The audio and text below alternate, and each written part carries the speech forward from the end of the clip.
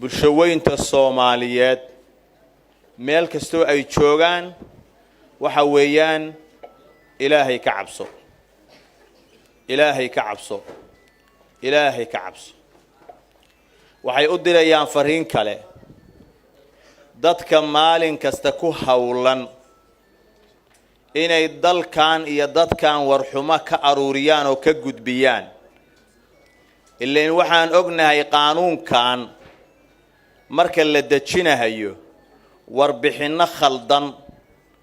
oo wadanka laga gudbiyay oo hay'ado iyo afraad mushaar iyo dhaqaale ku qaata inay warxumada gudbiyaan ka bacdi ba qaanuunkan loo jideynaya oo wax lagu dhisaya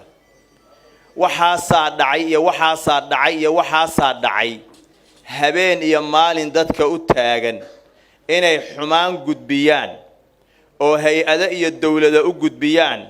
si qaanuunkan oo kale iyo wax la mid ah dalkan loogu dabaqo waxaan leenahay waxaad soo geleysaan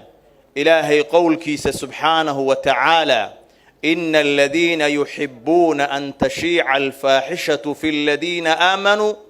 لهم عذاب أليم في الدنيا والآخرة والله يعلم وأنتم لا تعلمون كوة شعل فاحشة إيا حمانتو إني كل حفافته ضدك أهل الإيمان كأه أو مؤمنين تأه إلهي وحو ليهي عذاب بيليهين أدونك iyo aakhira labadaba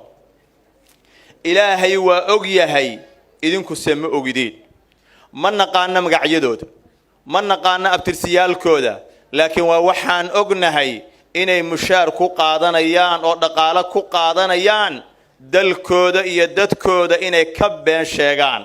oo u gudbiyaan wadamo kale iyo hay'ado kale oo aan ka tarjumi karin maslaxada ummadan muslimiinta ah ee Soomaaliyeed ilaahay ka baqa oo faaxishada iyo xumaanta habeen iyo maalin aruurinaysaan ilaahay uga baqa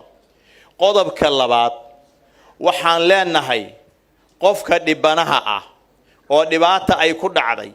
ama hal la dilo ama kufsi ha ku yimaado ama si kale ha loo dulmiyo waa inuu helaa xuquuqdiisa oo dhammaystiran shareecada islaamka ayuuna ku helayaa wa in ayada lagu siiyaa oo uu ku helaa wax alla wixii xuquuqa oo ka maqan haday tahay hooyooyin haday tahay gabdho haday tahay qeyrkood oo rag iyo intaba ah xuquuqdooda oo dhammaystiran waa in loogu raadiyaa wadadaas ilaahay u jideeyay in xuquuqdooda ku doontaan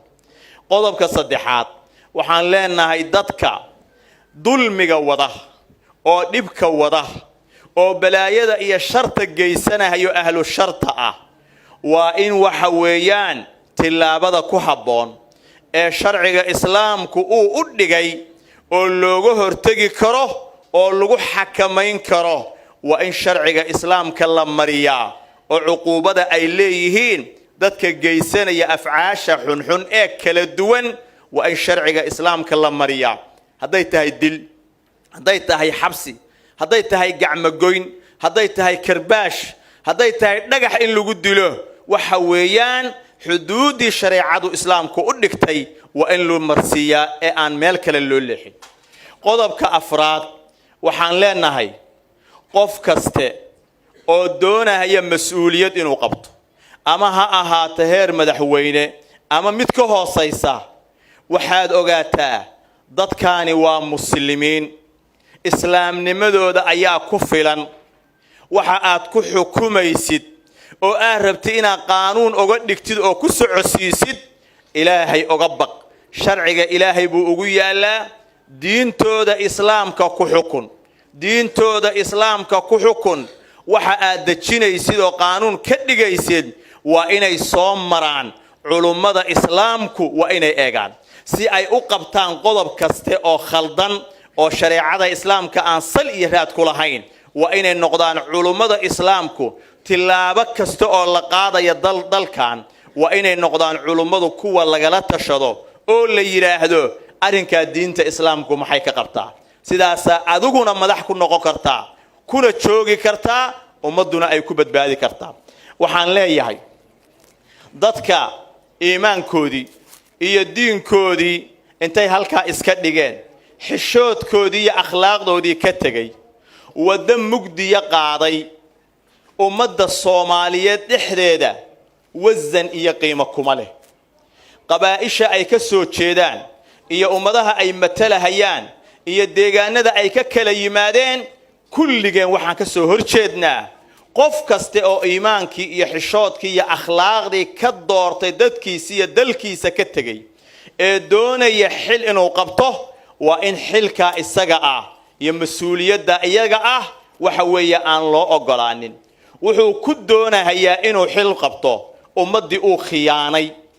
oo diinkooda uu dhaawacay oo dastuur khaldan u jidaynayo oo uu rabo inuu baadil ku dhex socodsiiyo hadduu masna magacaagi iyo adiga deegaankaagi iyo dadkaaga xil uu ku raadinayo arinta iyada arin naxdin la weeye waxaan leenahay marnaba yaan loo ogolaan dadka noocaas ah inay bulshada dhexdeeda way ka takooran yihiin cod ay ku yeeshaan yaan loo ogolaanin waxaan leenahay ugu dambeyn walaalayaal dad muslimiina ayaan nahay islaamnimada ayaan ugu filan ayada ayaana deeqda ilaahay baa raali nooga ah waxaan isku bahaysanaynaa wax kaste oo xun oo kaste